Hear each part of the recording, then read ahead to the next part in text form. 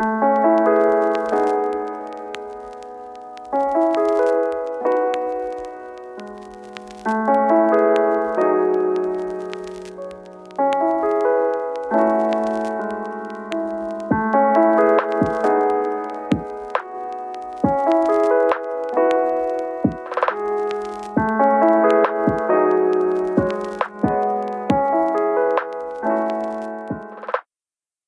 and welcome to Undercurrent Stories. Today I'm joined by Yuri Yastavny, co-owner of Pravda Beer in Lviv, Ukraine. Founded in 2014, Pravda is known for making classic-style beers with a Ukrainian twist. And following the Russian invasion of Ukraine, Pravda has reached out and called to its fellow brewers around the world to show solidarity with Ukraine and brew one of its beers for charity. Hi Yuri and welcome to the show. Hi Bob, good to have you here. Good to have a chance to greet you guys. Well, it's great. I mean, I really wish that we could be talking in much better circumstances, but I felt that your story, which I first saw on Facebook, but I know has been covered around the world on many news platforms about sharing your recipes and gaining solidarity around the world, is important for people to hear about. Yeah, actually it came together as a bit of coincidence because we did not intend it to be that viral in a way. We just were trying to do what we can do, but with all the interest that Ukraine has now from all over the world, and also because of many correspondents of the foreign media which are now in Lviv, this story became a bit more famous than we expected. Well, that's excellent news. First of all, how are things for you in Lviv in regard to your personal safety? I know that Lviv is in the west of Ukraine, not too far from Poland. Have you seen any signs of the war? Not directly in Lviv, because as you may know, it's the place where most refugees from all over Ukraine come now, either to stay here in relative safety or to continue their way, maybe stay a couple of days and then continue their way to EU, normally through Poland, Slovakia, or Hungary. Yeah. But we had nearby airports bombed on the first morning of the invasion, and recently, 2 days ago, there was a bombing of the International Peacekeeping Center, only 30 kilometers away from the city center and only 20 kilometers to the EU border to Poland. Yes, we heard all about that. Yes. That was so far as close as we had in Lviv. Yeah. And what's life like in Lviv at the moment? I guess, I mean, are shops still open? Yeah, most shops are open. We have taxis and normal city transport in operation. You can buy most of things. There are still no shortages of food or water. Everything works. It's almost as normal. There is a curfew, however. It's between 10 o'clock in the evening and 6 o'clock in the morning. Yeah. And in the beginning, we had petrol limitations, so you could only buy 20 liters into one hand. Yes. But now it's generally normal. Maybe some lines to the cash machines, and maybe a bit more, a few more people next to the drugstores. But otherwise, it's life as usual here, except that we do have air sirens going on and off a couple of times a day. Yes. We had as many as 6 over a day, and we just 10 minutes ago there was one finished for today. Hopefully, no more will be coming today. Yeah. And I guess you have family. Have they had to go away? Yeah. My family had to leave. We decided that this would be safer for our 10-year-old daughter. Yeah. They made their way by train to Poland. They had a tremendous support from the Polish people. Some other relatives are also in Poland, and it's really heartbreaking. It's really really touching to see how the Polish people support Ukrainians. And then they took a quick Ryanair flight to the area of Barcelona where I have a good friend, and my daughter is now, yesterday she had her first day in a Catalonian school.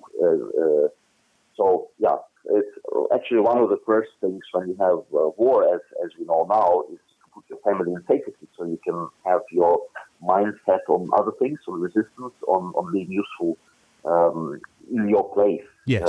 Either actively in the army or like me, in the entrepreneur and small brewer, to do other things to support the Ukrainian army. Yeah, I mean, we've over here in the UK, we've been amazed at the support that Polish people have given you guys. Yeah, that's really touching. Yeah, it is. Yeah.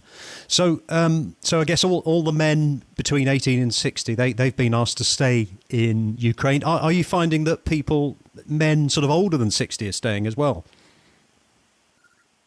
Yeah, actually, this is you have sometimes in the news people who really want to, men of the military age, so to say, they want to leave, but these are really like maybe 10, 20 cases, but mostly I've heard figures that the last time I looked at it was 200,000 men from all over the world, Ukrainians who were temporarily working in Spain or in Canada or in other parts of Europe. They actually returned to the country. That's the last time I looked at the official figure was 140, but that was about 10 days ago. Yeah. And I think the figure went up to almost 200,000. So this is really a very personal thing for Ukrainians. Yeah. I have never seen. I even remember the referendum in 1991, which saw 91% of Ukrainians voting for leaving the Soviet Union. I've been, as a participant, I've been to the Orange Revolution and I've been to the Maidan Revolution in 2014. Yeah. But I've never seen such a tremendous unity that Ukrainians are. I think we realize that this is a nation-making moment. It's a sad and tragic moment with all the news that we already had and that are still to come. Yeah. But we understand that this is the price that our generation has to pay so that our future generations don't have to go through. So we really go on. Yeah, I mean, I think we've noticed around, certainly in the world's media, how strong the will of the Ukrainian people is, and the support that you've got. And obviously, I met some guys in Peterborough in UK who have a Ukrainian church. There's about 60 families in Peterborough, which is about 100 miles north of London in the UK. And they're sending two lorries a week directly into Ukraine with supplies that have been given by people.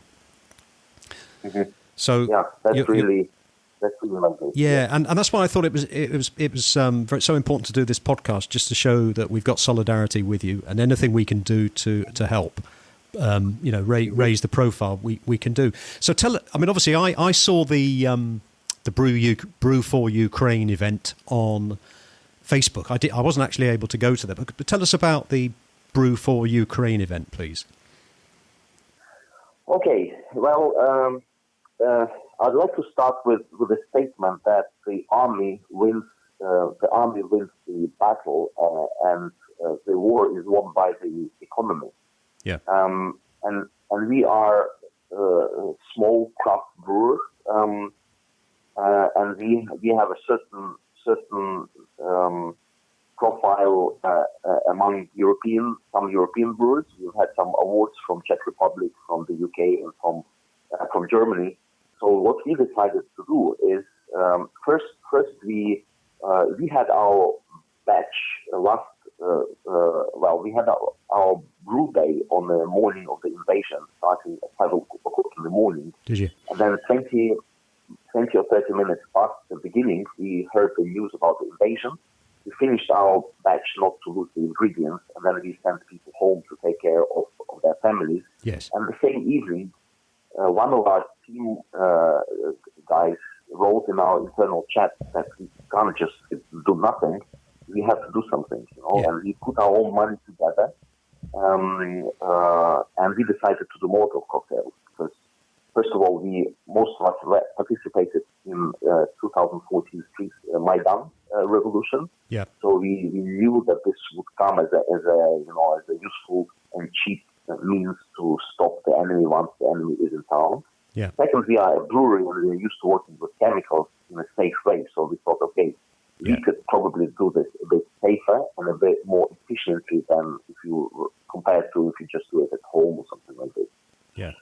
So we made a couple of thousand, and they went to the civil defense forces that quickly organized itself, and that created a series of roadblocks in and around the Lviv to prevent the enemy to come into the city. Because in the first couple of days, you wouldn't know what happens next. You expected the enemy at your city wall, basically. So. And that's how it all started. And somehow there were lots of journalists at that moment in Lviv, so they all wanted to have a story, and this contributed to the popularity of this. Our next step was a bit more in line with what we do as a brewery. Yeah. We decided to open our recipes of our top beers, and also we decided to open the visuals of our top labels to the public, to the brewing public. And we knew that, small brewers are always kind of rebellious. They're always supportive of something that is a good cause. And we had a really tremendous response from them. I'm still trying to figure how many brewers joined and how many brewers actually brewed our beer. Yeah. Or brewed their version of our beer, but the geography is from Australia to Japan, to Europe, Hong Kong, US, Canada, Brazil, and counting. And so how long will it take the beer to be ready to drink? Normally, it's actually not just brewing for the sake of brewing, but it's actually an act of hope. We hope that the beer we brew now we are gonna drink it with friends when Ukraine wins the war. Yes. And if you do tap beer, it's normally ready between 3 to 4 weeks. And if it's a bottled beer in our case, because our beer is bottled condition, so it needs two weeks more in the bottle. Yeah. It'll be ready in 5 to 6 weeks from the day of brewing. That's amazing. I'm looking forward to seeing if there's any UK breweries that have done it. Oh yeah, I think so. I can't name any because there are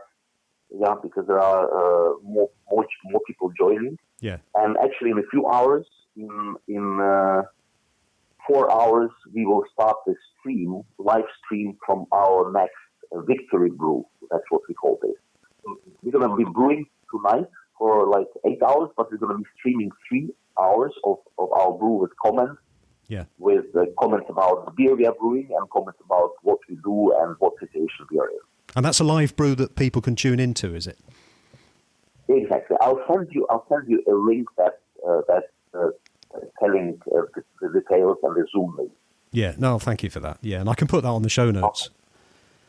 Yes, please do. So how are the staff? How many people have you got working at the brewery, Yuri? We have 25 people directly in beer production, and we have another 150 people working in what we call the Pravda Beer theater. It's our big tap room in the city center, and it has almost 700 seats in good times. Now we reopened Pravda Beer theater in the center 2 days ago, and it's now doubling as the press center for journalists. Yeah. And a restaurant that does not sell beer because there is a prohibition of alcohol in the whole country. Does that include in people's homes? You can drink, but you cannot buy. Yeah. Yeah, so it's forbidden to sell alcohol now in most of the country. Yeah. So what message do you have for the Russians? Every Russian who came here with weapons will either stay in the Ukrainian soil or will be imprisoned. Every Russian who has supported Putin and his regime will now live to the end of his or her life with a stamp of indignity, with a stamp of shame, And if this is Ukraine that needs to put an end to the last evil empire on earth, we will do it in a matter of weeks or months. That's for sure. We are winning this war already, and we will win it to the end. And I also have a message for other people in the world. I think the support that Ukraine has now from everywhere, not just Ukrainians in Ukraine or Ukrainians living abroad, but from every decent citizen of the world, is because people feel that we are fighting not just for Ukraine, we are fighting for the democracy, for the principle of free choice, free life, because somebody has to. Somebody has to fight and somebody has to win this. And this on the 24th of February, on the morning of the attack, Russia has begun its own decomposition. And that is something that's going to change the geopolitics of this world forever. And I guess that's a view that's shared by every Ukrainian. I think, as I said, there was never so much realization of this in people's minds as now. Yeah. Because if there were people who doubted, there were people who tried to understand, tried to do the split between the Russian mentality and the Ukrainian mentality, with all the death of civilians and children, with all the shelling that's taking place now, when the Russian army is being met, which was trying to bully Ukraine into something in a matter of 2-3 days. Yeah. But now they realize that that's not going to happen. Many people in Ukraine have had their stories with the Russians. Yeah. We had the artificial famine created by the Soviet Union, run by the Russians mostly, and we had this in 1930s when 7 to 8 million Ukrainians just perished in a set-up famine. We had millions of Ukrainians who died in Gulag, in the Siberian prison camp. We had oppressions and prohibitions of our language, of our history. Russia actually stole most of the history of Ukraine. Even Russia comes from Kiev Rus, from the state that gave Russia its name. So there was a lot of fake identity there. There was a lot of fake, there was a lot of stealing of history. And that is something that now is going to be very visible to the world, very visible to Ukrainians. And Ukrainians are really uniting around this fight and around winning this war. What message would you like to give to listeners of this show, Yuri? I probably have 3 messages. First, Ukraine will win. Second, Russia and its mentality and its approaches is already losing. And the third message, don't drink bad beer. Don't drink bad beer. Exactly. Well, it's been really good talking to you, Yuri. I wish you and your family and your friends safety going forward and wish you all the very best. Thank you very much, Bob. Thank you.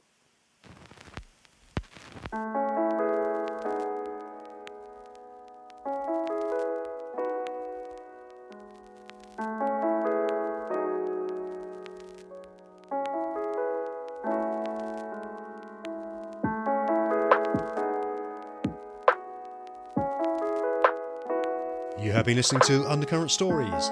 I hope you've enjoyed this episode. Please feel free to share the show link to your friends and family, and if you have 60 seconds, I will be most grateful if you would please rate and review. To hear more episodes, please subscribe to the show and visit undercurrentstories.com. If you leave your email in the link, we will notify you as soon as new episodes are released.